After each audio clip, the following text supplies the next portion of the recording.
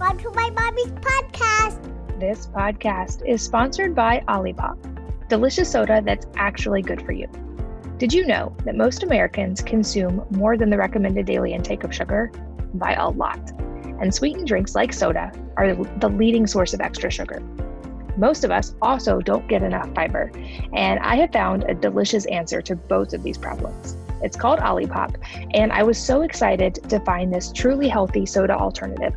Olipop uses functional ingredients that combine the benefits of prebiotics, plant fiber, and botanicals to support your microbiome and benefit digestive health. And it tastes just like soda without the junk. Olipop is much, much lower in sugar than conventional sodas. Their vintage cola, for instance, has just 2 grams of sugar compared to a regular cola that has 39. We've worked out an exclusive deal just for Wellness Mama podcast listeners. You can receive 20% off plus free shipping on their best-selling variety pack.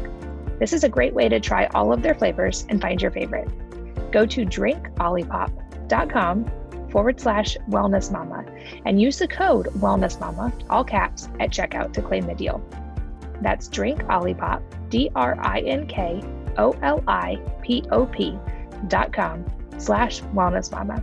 The discount is only valid on their variety pack, and you can find Olipop in over 3,000 stores nationwide, including Whole Foods, Sprouts, Kroger, and Erewhon. This podcast is sponsored by Blue Blocks glasses. Did you know that blue light damages our eyes and leads to digital eye strain when it comes from artificial sources? Symptoms of digital eye strain can include blurred vision, headaches, and dry, watery eyes. And some people even experience anxiety, depression, and low energy. I personally noticed that when I was exposed to blue light after dark, I didn't sleep as well and I felt more fatigued the next day. Blue Blocks are the evidence-backed solution to this problem, and they're made under optics laboratory conditions in Australia. They have over 40 styles and come in prescription and non-prescription, so there's truly a pair for everyone. I also love that Blue Blocks is giving back by working in partnership with Restoring Vision in their Buy One, Gift One campaign. So for each pair of Blue Blocks glasses purchased, they donate a pair of reading glasses to someone in need. Really awesome company, really awesome mission, and they have worked wonders for me. You can get free shipping worldwide and save 20% by going to blueblocks.com/wellnessmama and using the code wellnessmama, all one word, at checkout. Make sure you get the spelling right. It's BLUBLOX.com/wellnessmama and the code wellnessmama at checkout. Hello and welcome to the Wellness Mama podcast. I'm Katie from wellnessmama.com and wellness.com. That's wellness with an E on the end. And today's guest is a much requested second round with Amy McCready, who is the founder of Positive Parenting Solutions and the creator of the 7-Step Parenting Success System. She's the author of 2 best-selling books, If I Have to Tell You One More Time, and The Me Epidemic. She has been featured as a parenting expert on everything from The Today Show to CNN, MSNBC, Rachel Ray, etc. And her course is one of the more impactful courses I've ever taken. It's been very helpful to me with my kids. And in this episode, we go deeper on parenting topics. We covered a lot in our first episode, which will be linked in the show notes at wellnessmama.fm. But this one really touches on the school side. I have heard from a lot of people who are struggling with virtual schooling, homeschooling, or all the alternative methods of schooling that are happening right now. And so in this, we go into tangible ways to navigate that with the least amount of stress for you, for your kids, and how to give your kids confidence and clarity and help them navigate these times as well. As always, it's a complete joy to talk to Amy, and I know that you will get a lot from this episode. So without further ado, let's jump in. Amy, welcome back. Katie, thanks so much for having me again. I'm excited to chat with you again. Your first interview was so well received. People loved you and had a few follow-up questions, but I realized as this intensity of this last year has seemed to continue now into this year, so many parents are still struggling with the stress of new types of models of school and all the various things that come with that for their kids. And I know I've heard from so many of my listeners and readers who are new to homeschooling, whether by choice or not, just through virtual school this year. And with schools closed, the last statistic I saw said that nearly 3/4 of parents said that managing distance, virtual, and online schooling for their kids is a significant source of stress. So this is definitely top of mind for a lot of parents. And I know that you have a resource specific to this. And I'm excited to have you on and really start to give parents some practical, tangible solutions today. Yes, it's probably, with the parents that I work with, I think it's the number one stressor right now, as if parenting isn't already stressful enough. And I think, some parents are doing beautifully with it and have, really set into a groove. And others, even though we've been at this for quite a while, are still really struggling. So my hope today is that we can give parents some really tangible strategies that they can use to just feel better about everything and be able to have their kids do their work without a lot of power struggles. And so everybody's just feeling a lot more at peace with the situation that we have found ourselves in. Absolutely. Okay, so I think there's going to be a variety of different kind of situations and approaches we'll need to delve into, since there seem to be a lot of different various ways that families are handling school right now. Our family's homeschooled for years, so there wasn't a tremendous adjustment for us due to this past year. But I've heard from so many of my friends and readers, like I said, who are navigating this for the first time. And it seems like there's almost a spectrum, people who have jumped full into homeschooling for the first time, which brings its own different dynamic to introduce to parenting. But the more common one seems to be some type of hybrid of virtual learning and part-time in school at least, or virtual learning but being taught by the teachers at school. And it seems like a lot of the stress in this comes from things like trying to still keep kids on a schedule and get them to get their homework done when they're just home all the time, and you are still you're the parent, but you're also kind of halfway the teacher as well. So starting broad, any tips for navigating the overall dynamic of that, since it's so new for many people? Yes. So whether you are full on homeschooling or doing that virtual model, one of the first things that I always like to talk with parents about is just mindset in general. And, kids pick up so much from our cues. And if we're visibly stressed about the situation, if we talk about it and we complain about it, or we send the message that this whole virtual schooling thing is a joke, they totally pick up on that. So the first thing that I always want parents to do is really get your mindset right about this whole process, whatever your situation is, and not feel like it's being done to you. This is just something that we're all dealing with, and our family handles this with grace and resilience, and we are going to roll in just the most positive way. And so I know parents feel a lot of anxiety and sometimes grievance and big frustration about the whole schooling situation, whether they're hybrid or completely virtual, but we don't want to send those messages to our kids. Save those conversations for your partner, your friend, but never when your kids are within earshot. So I think that whole mindset thing is really important. And then the other thing that I really like to focus in on is just the whole routine thing, just what you said. I think the parents that I've seen who are really managing this successfully are the ones that have the really good routines in place. And you know that, Katie, from homeschooling all these years. You have to, if we're just kind of winging it day by day, we're going to really stumble. So just having those routines in place is really important. And we can obviously talk more specifically about that. Absolutely. Definitely want to go deeper on routines. And I think also maybe part of that dynamic that makes it so difficult for parents to figure out how to navigate is when kids are in school, that obviously the teachers are driving forward the schedule of the school and the lesson plan. And at home, parents then become fully responsible for making sure kids are accountable in school as well. So I think you're right. Routine is probably a tremendous part of that. But when it comes to navigating that dynamic, I would guess it varies somewhat by age, but I wonder how much of that responsibility should be on the child versus on the parent. It seems like, at least from some of the dynamics I've seen, parents are taking on a lot of ownership of that, when perhaps maybe, especially with older kids, that's something that the kids could take more ownership for without the parent having to to take on and drive that. And I know this is something you and I touched on in our first episode together, of that natural balance of when kids can, like, letting them be more independent and letting them take more ownership for their contributions to the family. Absolutely. And you exactly went down the path that I was thinking. You said parents are now fully responsible. And that's part of the problem. Parents should not be fully responsible.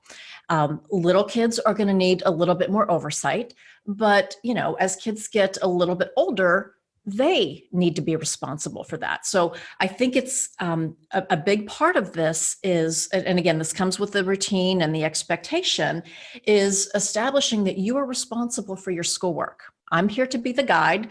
I'm here to set up the routine so that it functions in a helpful and positive way. I'm here to assist when you need it, but I'm not the reminder. I'm not the one who's going to be, sort of taking you through your schedule, hour by hour. That's your responsibility. And I think that's kind of the first thing that we have to talk about. And I think parents feel a lot of pressure because they don't want to look bad. They don't want the teacher to think they're a total slacker. So we end up doing a lot of reminding and coaxing, and it becomes our problem versus the child's problem. So one of the questions that I often get is, my child just refuses to do the work, or my child refuses to show up for the Zoom class. All right, so how are we going to handle that? We can threaten and coax and remind and do all of those things, or we can put the responsibility where it belongs on the child's shoulders and say something like, okay, if you've made the decision to not turn in this assignment, or you've made the decision to not show up for your 10 o'clock class, what is your plan for letting the teacher know your decision? And stop right there. So the almost natural consequence that plays out is that child needs to get in touch with the teacher and have that conversation about why they're not turning in the assignments or why they're not showing up for class. Now, you as a proactive parent would want to get in touch with the teacher ahead of time and let he or she know that we're working on some training and some independence work. And so if he or she could support you in that, that would be great. But that what is your plan for tool is absolutely key. That puts the responsibility where it belongs and gets you out of the bad guy situation.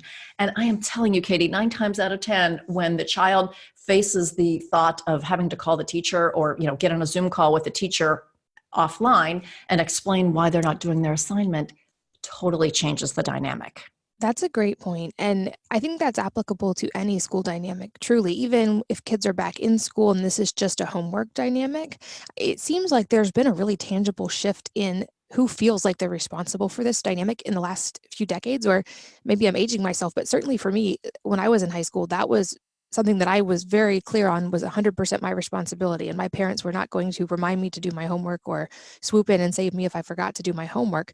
And I hear from teachers as well that parents seem to be much more involved than they used to be in homework. And I know we talked in our first episode about parents being more involved in a lot of areas than we used to be, potentially not letting kids have as much independence as they psychologically need at different stages. But are you seeing this play out as well? And any tips for parents, even if it's just in homework, for learning to let that go and let kids be responsible?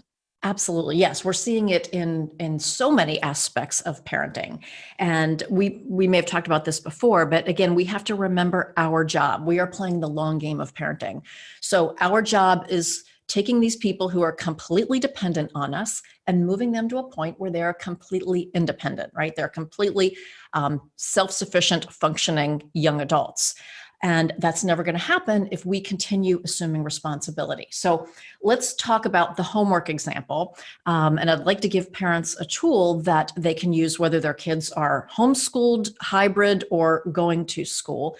And that's the homework help policy or the schoolwork help policy, because some kids want you to sit beside them, while they're in their Zoom class and, sit beside them at the kitchen table. Well, we're not going to do that. So the homework help policy says that I have complete faith and confidence that you can complete your assignments on your own. Now, if you do need help, what I want you to do is go ahead and complete everything that you know how to do on your own. All right. Then for the questions that you can't figure out on your own, explain to me your thought process. So tell me how you've tried to figure it out, where you stumbled, and then I can help you with those specific things. And by the way, my homework help hours are these specific times. So if you're home working while your kids are schooling at home, you might have several blocks of time throughout the day. Maybe it's, mid-morning or after lunch or right before the end of the day where they can come to you. Basically, it's office hours where they can come to you and get help for those specific things. But the important thing is they've completed everything they can on their own, and they can explain their thought process for those things that they couldn't figure out. So again, that takes the responsibility off of your shoulders and puts it on theirs. And that can be used, again, whether you're homeschooling or your kids are going to school.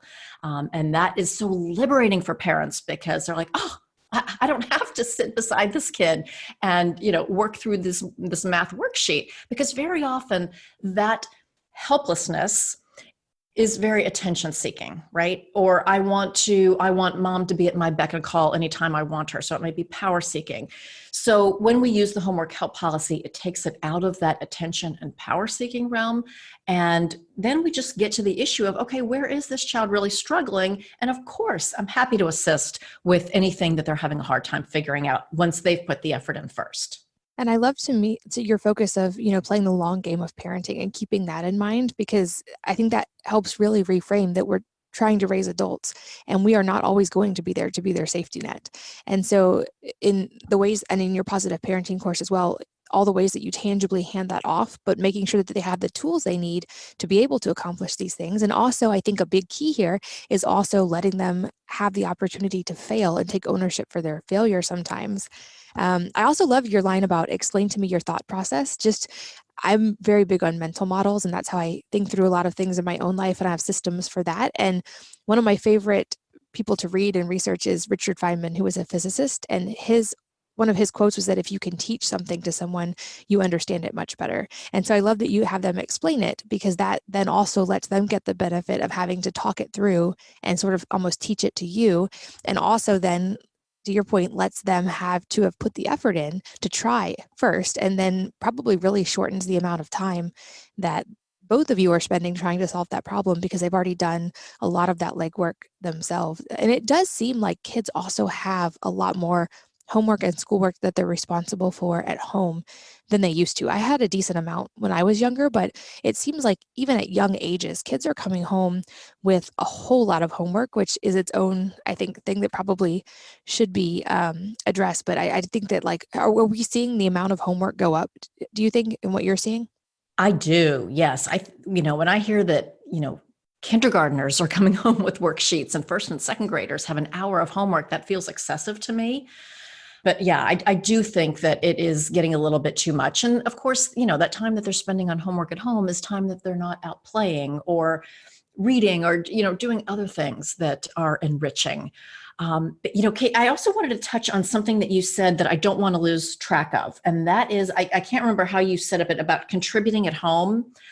And that is a big part of this whole schooling at home success model, because when everybody is at home, whether it's 5 days a week or it's some hybrid model, what tends to happen is that the parent is saddled with more of the home responsibilities, because the kids are home for lunch and we're cleaning up all the time. And it just feels like there's so much on mom and dad. So a really important piece of the moving from dependence to independence and having a successful school at home model is shifting some of the responsibility for the home-based jobs to your kids.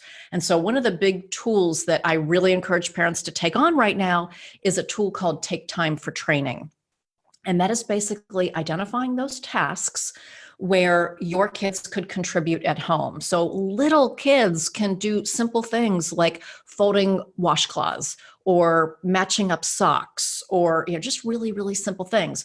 They can help in the kitchen by tearing lettuce and chopping up cucumbers with a plastic knife. Obviously, older kids can contribute in more meaningful ways. They can vacuum, they can do laundry, they can help prepare simple meals. But at every age, we want our kids to be contributing. And I think that's an area where we really have to push this now that everybody is at home. But I'd like for all of our listeners to really just make a list of, almost like columns for each of your kids, and then write down what are some specific tasks that your kids could do that with a little bit of training, they could contribute to your family. And then take time for training so your kids can master those tasks and then turn over the responsibility to them. And that just becomes part of their daily routine, just like showing up for 8:00 Zoom class. Part of their responsibility is doing their family contributions. And Katie, we call them family contributions, not chores, because chores denotes drudgery, and family contributions reinforces the message that we are a team, everybody contributes. And without everybody doing their part, there's no way we can keep this family functioning. So including that piece, the whole family contribution piece in your hybrid schooling model or homeschooling model is super important now and moving forward. Yeah, I love the family contributions versus chores. We've made that switch in our house. And I will say the positive parenting course is one of the few that I've ever made it through like the entire way, because it's so easy to get through and so practical. And I was taking notes the whole way. But I think also a shift that we've seen, and we talked about this a little bit in our first episode, but I want to go a little bit deeper in relation to the school aspect here, is that moms today seem to feel a lot more responsibility for handling everything in the home and for entertaining their children than previous generations of moms seem to have. Like, I know from the conversations I remember with my grandmother, like it would have been a foreign concept to her that she was responsible for scheduling every hour of her kids' day and making sure that they were always entertained and happy, because to her, play was the work of children and children should play. And if they needed something, she was of course there, but she wasn't going to be their source of entertainment for the whole day. And it seems like moms have taken on a lot more in the last couple of generations. And we talked about this some in our first episode, which I encourage you guys to listen to, but this has also bled over into the school aspect a lot. So now with kids home, some kids home all of the time, I think some moms are feeling an increased pressure and guilt that they should be entertaining their kids or always focused on their kids. So let's recap a little bit how you talked about in the first episode of the importance of course, quality time with our kids, but what that actually looks like and why it doesn't need to be 10 hours a day uninterrupted. Yes, absolutely.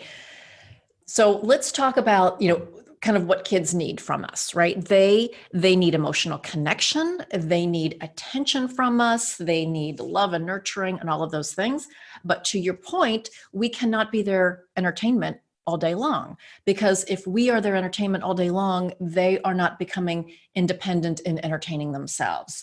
And I think what's happening right now, Katie, you're absolutely right. Parents feel guilty because their kids are bored, right? They don't have as many extracurricular activities like we did before, and kids are bored. And so either mom or dad turns to being the source of entertainment and playing with them all day, or what's happening more commonly is kids are on technology so much more than they were previously, because they think, well, the kids are bored. What else are they going to do? They need to play their games or, play on the tablet or whatever. And that's a whole host of, that creates a whole host of problems, which we can talk about separately. But let's get back to that time that we spend with our kids. So they do need our time and attention. But as you said, it doesn't have to be 10 hours a day. The tool that we advocate for this is called mind, body, and soul time. This is something that parents in our 7-step parenting success system learn right out of the chute, because it's the most important tool and it's going to make the biggest difference in terms of your child's behavior and the way you feel about your relationship with your child. And mind, body, and soul time is basically 10 to 15 minutes. So let's just say 10 minutes to keep it simple. 10 minutes of one-on-one time, one parent and one child, when you are fully present in mind, body, and soul and doing what the child wants to do. And so think about it from the child's perspective. So much of their day is parent directed. We're telling them what to do. In this 10 minutes, they have you 100% to themselves, no competition from siblings or from your partner or your phone or your work. You are fully focused in mind, body, and soul, and they get to pick what the activity is. So if it's playing Legos or shooting hoops in the driveway or working on a puzzle or doing a craft, they call the shots, and it is so empowering for kids. So it gives them that heaping dose of attention in their attention bucket. It gives them a huge dose of power and significance because they're getting to call the shots for a change. And I promise you that when you implement mind, body, and soul time into your routine every single day, you will see a measurable improvement in cooperation, in attitude, and it's going to make a huge difference in the whole schooling thing because everything isn't a battle. When their hardwired emotional needs for attention and power are met proactively in positive ways, it makes everything else so much easier. So to your point, Katie, we don't have to be the entertainment managers making sure they're happy and busy and entertained all day long. We just need to give them those focused, intentional doses of mind, body, and soul time once or twice throughout the day, and it'll make a world of difference. It really does. And I'll encourage anybody, if you haven't tried that, it really is profound how quickly you notice a difference in your kids. And it also, I think, is very, it helps a lot of moms work through that mom guilt aspect because you see those tangible results. You see your kids feeling happier and feeling content and feeling secure in their home environment. So you don't feel as much of a need to be their entertainment because you know that they're getting their needs met. And I think like that's another thing that just it's so helpful to keep top of mind. And I know that's the first thing that you guys teach. I also think we talked a lot about the early years in our first podcast. I'd love to talk about, since it's top of mind for me, also a little bit about the teenage years right now, as I've got a couple of teenagers now, and I feel like I've done a lot of the things in your course as far as making sure that they have they have regular family contributions. They are getting their schoolwork done on their own. We have a really great relationship, but of course, this is also a time psychologically when they are transitioning to friends being important and to those social connections being really important. And certainly that's hard for a lot of families right now, depending on the limitations in different areas. But do you have any specifics for parents in navigating when kids get to the teenage years and with that long-term goal in mind of kids, I shouldn't keep calling them kids, but letting them be independent adults, that handoff of power and how much independence when and how to navigate that? Yes, and it's so traumatic for parents. My kids are a little bit older. They're a couple of years out of college now, but I just remember so clearly how traumatic that is. You just want to hold them tight and micromanage, but that's not in their best interest. And so I always like to think about, whatever age your kids are right now, how many more years do you have until they are finished with high school? That's kind of the delineation point. And then after high school, something is going to happen. Maybe they're going to go to college, and maybe they're going to go into the military or start an adult job. But basically at that point, they need to be fully functioning adults in all aspects of life. So financial matters, taking care of the home, self-care, like taking care of a vehicle, like all of those things that we have to do as adults, they need to learn how to do. And so it helps you sort of map out, okay, if I have a freshman right now, what do I need to be doing over the next 4 years to get this child to be completely independent? So at the end of high school, he could function as an adult on his own if he needs to. So I like to sort of step back and take a look at that big picture. Now, at the same time, as you said, they want their friends more. They want more independence, and that's supposed to happen. It's hard for us, but we know it's supposed to happen. And so we have to really sort of take a leap of faith that we have done the right things and we can loosen up those reins. But one of the tools that I love for that is a tool called Convince Me. And Convince Me is great for kids, younger kids too, but especially for teenagers when they want you to loosen up the ropes a bit. And let's say they want to, go to another town to see a concert. And again, this is assuming when everybody can travel safely and gather in groups and things like that. But they want to do something that's outside, take the car out. They want to do something outside the comfort zone that you have. You use the tool of Convince Me, which is basically they convince you that they are prepared to do this. And so you explain to them your concerns, your reservations about this thing, taking the car to go to the outlet mall. These are the concerns that I have, but you tell me your plan for how you're going to execute on that. And so it requires them to think about the things that you're concerned about and then come up with a plan that addresses your concerns, and then what their backup plan would be if something goes wrong. And so basically they convince you or not. And so if they convince you and you say, okay, I feel like you've really thought that through. I think you have a good contingency plan in place. I feel comfortable with that. have a great time, and then they drive the car to the outlet mall and everything goes beautifully. Well, they've earned some trust, they've earned some goodwill, and that they are moving along that continuum from dependence to independence. If it doesn't go well, then of course you regroup and you do problem solving and that type of thing. So that is one tool that I love for teenagers. The other thing that I think we have to think about is our role is very different. Our role is, being the sounding board, sort of coaching them a bit, helping them solve problems. But we really have to get out of that micromanager kind of role that we did when they were younger. Otherwise, we are going to have a world of power struggles that are going to be really hard to get out of. The other thing with teenagers is the mind, body, and soul time thing still applies. It looks different, but they still need and want that emotional connection time with you. So you can do mind, body, and soul time with a teenager, but maybe it's, watching a Netflix series that you both are really into, or, reading a chapter book and, you read to your teenager. They'll still think that's really cool and it's fun. But it looks different, but you still want to be doing that so that you're maintaining those emotional connections, and that keeps the lines for communication open. And it'll just make the path in those teenage years go a lot more smoothly, Katie. Yeah, absolutely. The Convince Me one has been a game changer with my older kids. And I loved that from your course. And I love how it makes them responsible for thinking through the consequences of their action, like you said, which is what we want them to do in the first place. But there have certainly been times where my older kids, I thought something might be a little beyond their maturity level, and they were able to convince me, and then they were perfectly fine. And they were grateful that I actually listened to them and that they felt seen and heard. And then they took that responsibility very seriously because they knew that they had earned it. And I think it makes them actually more likely to follow through, and really highlights all those traits we want them to have through the process, and respects that natural phase, like you said, of them becoming more independent. And as hard as that might be for us as moms, so important for them at those ages, and I think really important for our relationship with them as they get older. I don't have any in college yet, but how's your relationship, if you don't mind sharing, with your kids now that they're grown? It's so wonderful. And I think I might have shared this with you before. I remember when I first started out in my whole kind of parenting journey, I had so many power struggles and so much difficulty. And I used to look ahead and think, oh my goodness, what is my life going to be like when my kids are teenagers? If I kind of continue down this path of, ordering, correcting, and directing, and being the yelling mom, and kind of the way I was early on. But I am so thankful that I learned these tools. And now, we had a great relationship through all of their teenage years. But I think it's because of just what you said. We were doing the mind, body, and soul time. We had the open communication.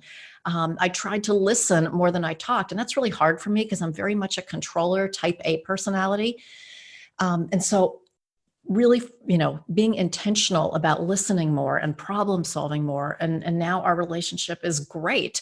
I think the one thing that parents really kind of freak out about in the teenage years is just kind of the attitude stuff, the snarkiness, the back talk.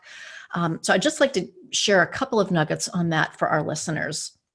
First, recognize that it's normal and you are the safe place. So for all the other stress in their life, you are the safe place and the outlet where they can just, let all the ugly stuff out.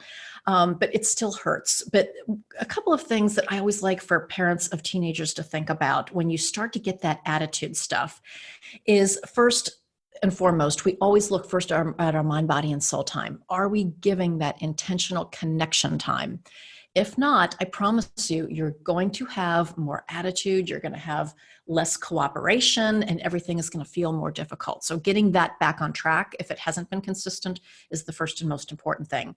The other thing that I like for you to think about is how much technology time they're getting. For kids of all age, I find that the more technology time they have, the worse their attitude becomes. It's like technology sucks them into this black hole that just seems to make everything more difficult in terms of their attitude and their demeanor. So I always look at that. And then I also like to look at our attitude and our energy around our kids. So how is it for them to be around us? Are we the type A controlling mom, constantly ordering, directing, and correcting? Or is our energy light and easy and fun? Not that you have to be the playground mom all the time or the entertainment director, as we talked about before, but are you light and easy to be with? Or are you all about bossing about the chores or family contributions, bossing about that, or the schoolwork, or, what they didn't remember to do? We really just kind of have to take a look at our communication style and our attitude and our energy to assess whether that's affecting the relationship with our kids. I'm glad you brought it back to technology as well, because I think I know we touched on this briefly, but that's definitely a tougher thing to navigate right now, especially when school is on technology almost exclusively for so many families. So any specifics for how to navigate technology time, especially as school is more and more virtual right now? Yes. So the first thing we want to do is delineate school technology time versus recreational technology time. We can't do much about the school time, right? They have to show up for classes and they have assignments that they have to do online, and we can't really do much about that. But where we can have some influence is on the recreational time.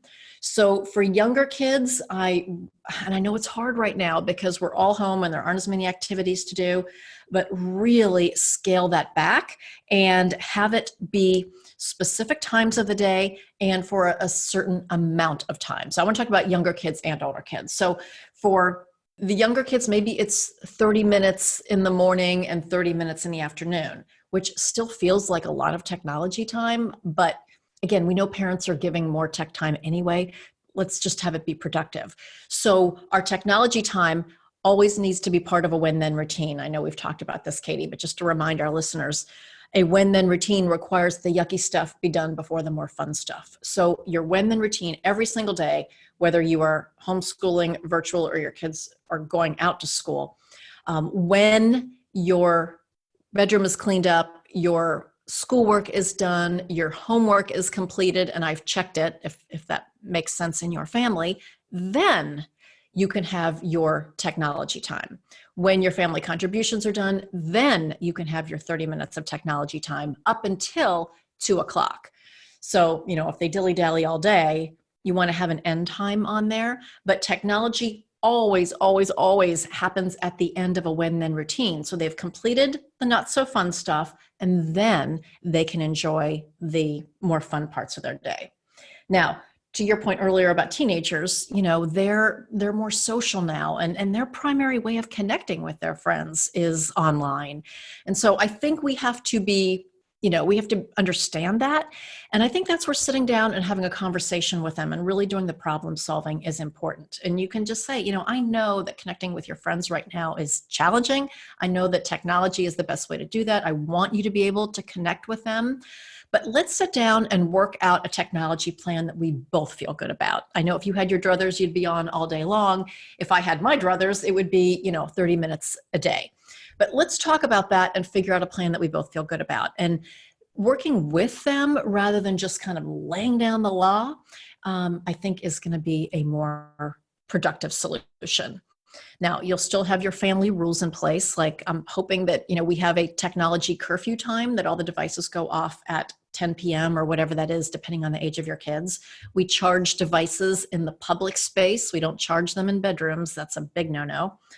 And we have rules like no devices at the table and things like that. So you're going to have your family rules that they have to live within, but within that context, then we can still have that problem solving conversation to come to an agreement that everybody feels good about. Yeah, and to add on to that, just a tip about having that technology curfew. One thing we've done in our house, because there's also some potential research about the risk of EMFs, especially at night, and it being more impactful of the body to be exposed to a lot of Wi-Fi and cell phone signals while you're sleeping and your body's in a more restful state. So to solve both of those problems, we put a digital timer on the power strip that has our router and our modem and all of our technology. So our internet goes entirely down at 10 o'clock at night. So that also keeps us as adults accountable for turning our devices off, because we just simply lose the internet, and then we put our phones in airplane mode while we're sleeping. And that way, it's an easy way to make sure that curfew actually happens. Because I found it's also, even if you have a curfew, it's easy to let it kind of creep up if kids are still working on stuff, or if I'm still on social media or whatever it may be. So I'll put a link to my post about that, but you can do it with a $9 digital timer, and then you don't have to remember to enforce that curfew at all. That is so brilliant. And if I can just expand on that for a second, that is a perfect example of a tool we call control the environment. I know you know this, Katie, it's from step 3. But when we control the environment, we set up systems or routines so that basically the environment becomes the boss. So in Katie's example, the digital timer is the boss, right? You don't have to say, okay, everybody off your devices. You don't have to be the reminder in chief. You let the system take care of it. Or maybe it's some other device controls that you've used, but that's an example of controlling the environment. Another example, this doesn't have to do with schooling, but if you don't want your kids to, have sugary snacks, obviously you control the environment by not having them in the house. So anytime we can control the environment rather than controlling the child, makes things so much easier. And then the parents don't get into that whole power struggle situation. Oh, one other quick thing. A lot of parents will say, well, my kids need their phone in the room for their alarm clock, so they know when to get up for school.